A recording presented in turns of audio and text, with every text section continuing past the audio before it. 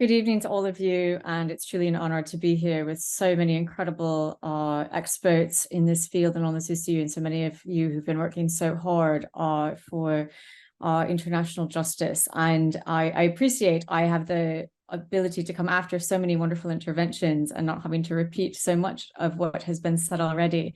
I want to focus on a few things, and I'm glad that so many of you are focused on the problems of just looking at the ICC for use in prosecutions for war. Sorry, we're not able to hear Ms. Dell, but hopefully she will come back with us in a second.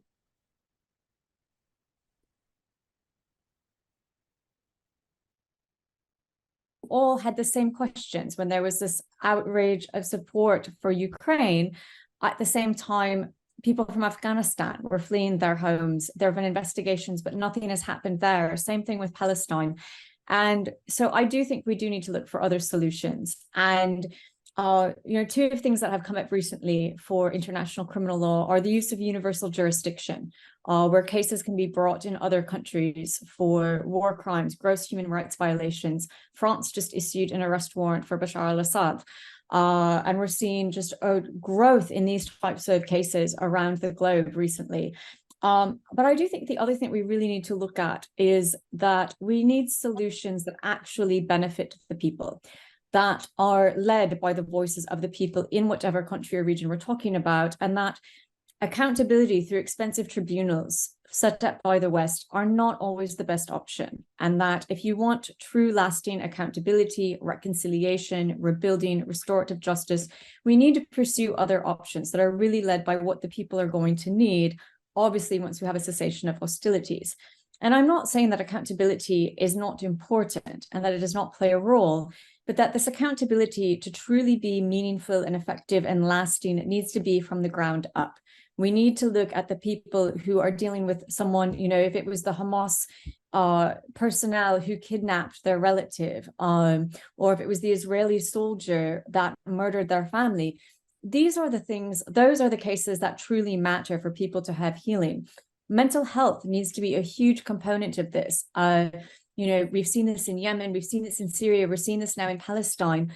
What these children are experiencing for almost their entire life of growth and development has lasting effects. And so we cannot ignore the need for mental health from the very beginning of these situations. Also appreciate the calls on the world to accept populations, but accepting refugees and accepting displaced populations does not solve the root problem. And we really need to start investing in prevention and mitigation and stopping these catastrophes before they get to the level of Palestine, of Rwanda, of all of the other horrific things that we've all seen and experienced in our lifetimes. I'm also concerned at what this conflict has really demonstrated is a breakdown even in other societies. As we look at journalists and professors being silenced, at people losing their jobs for speaking out about things. My own law school alma mater released a very horrific statement last week where they even banned anyone from saying from the river to the sea, and have refused to even assist law students who are being doxxed, harassed, and threatened for speaking out in favor of human rights and calling for a ceasefire. And so I think as we see this more and more, we also have to look at what we in society are tolerating and where we're allowing laws to be wrongfully implemented or violated. And how can we then call for accountability and reactions? And then the one final thing I just want to touch on, because I think this is something that should be addressed, especially in this context, is that we've had a growing use of sanctions. We saw it in the Ukraine context. We now have the UK government designating the Wagner Group as a terrorist organization. You have the designation of Hamas.